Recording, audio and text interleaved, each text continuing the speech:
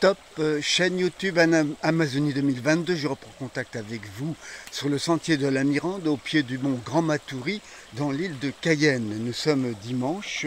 Dans quelques jours, nous nous retrouverons en Europe, mais ici, c'est le début de la saison des pluies.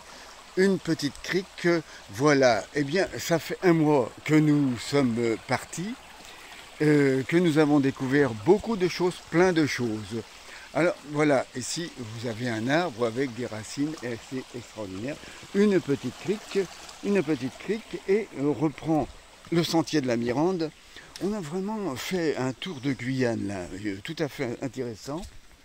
Et alors ce sentier est assez long, mène à une petite colline qui s'appelle le mont Grand Matoury.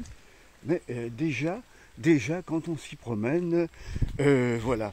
On constate une chose, c'est que nous sommes en fin de saison sèche, nous sommes en début de saison des pluies, qui vient assez prématurément apparemment, et il y a encore des fleurs qui tombent du haut des arbres, car aussi bien ici en Amazonie, ce sont les arbres fleurissent, les arbres ont des floraisons très importantes.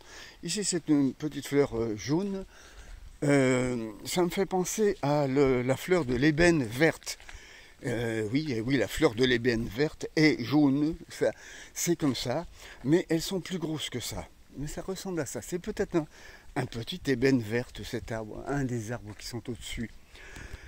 Donc on va marcher un petit peu, et pendant ce temps-là, je vais vous raconter un petit peu ce qui nous est arrivé hier. Eh bien hier, nous sommes aperçus en nous promenant sur les bords de la mer à Cayenne, que le meilleur endroit actuellement de Guyane pour observer des oiseaux de mer,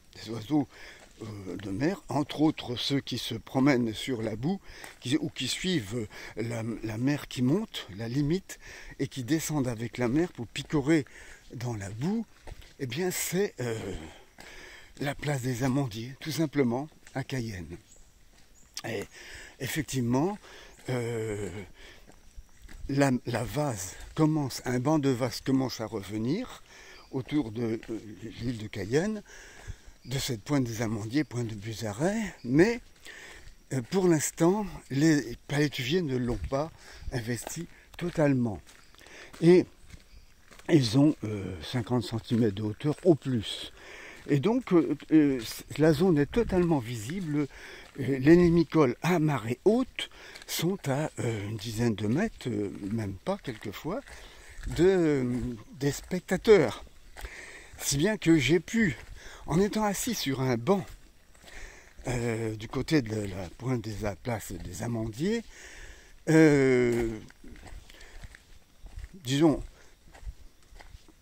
observer et nommer, avec quand même un certain pourcentage d'erreur, évidemment, plus d'une douzaine d'oiseaux différents, dont certains que je n'avais pas vus depuis très très longtemps d'ailleurs, comme ces échasses, les échasses d'Amérique, hein.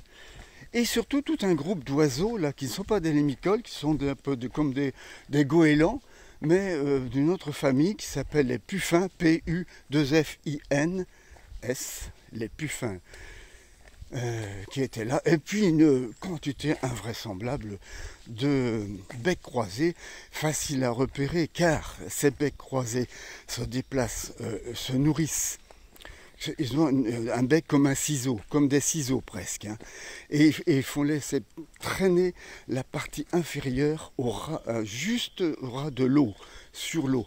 Ils attrapent au passage des petits poissons. Donc ils se déplacent en groupe de plusieurs dizaines, en volant au ras de l'eau, et ils sont relativement gros, donc les becs croisés, on les reconnaît sans problème. Alors, voilà, alors là on est dans une forêt dégradée, une forêt secondaire, hein. Le massif qui est au bout, qu'on verra tout à l'heure, c'est bien le Grand Matoury, où il y a quelque chose qui peut ressembler à une forêt primaire. J'ai laissé ma voiture à quelques centaines de mètres de la route au début du sentier parce que voilà,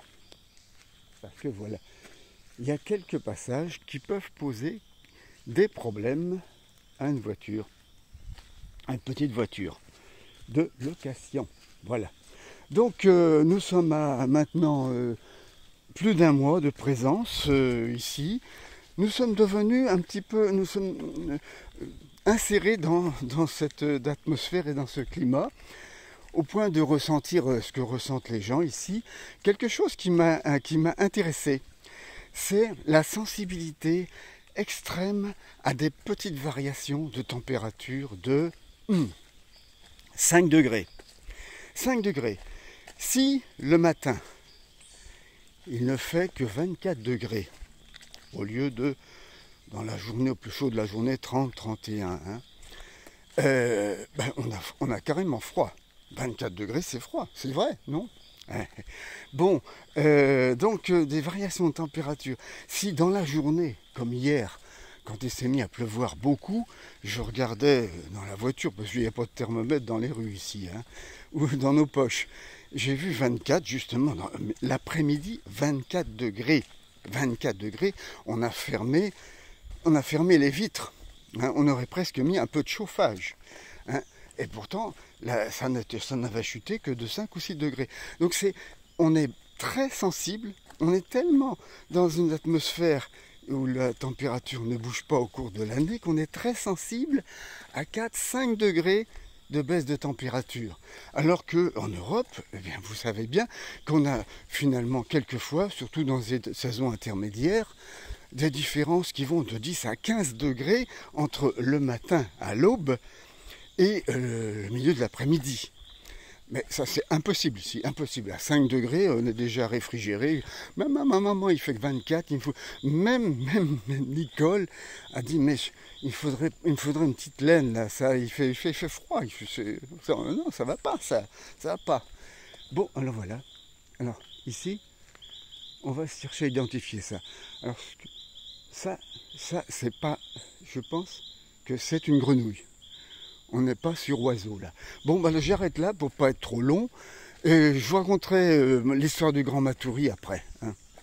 Salut, bye bye.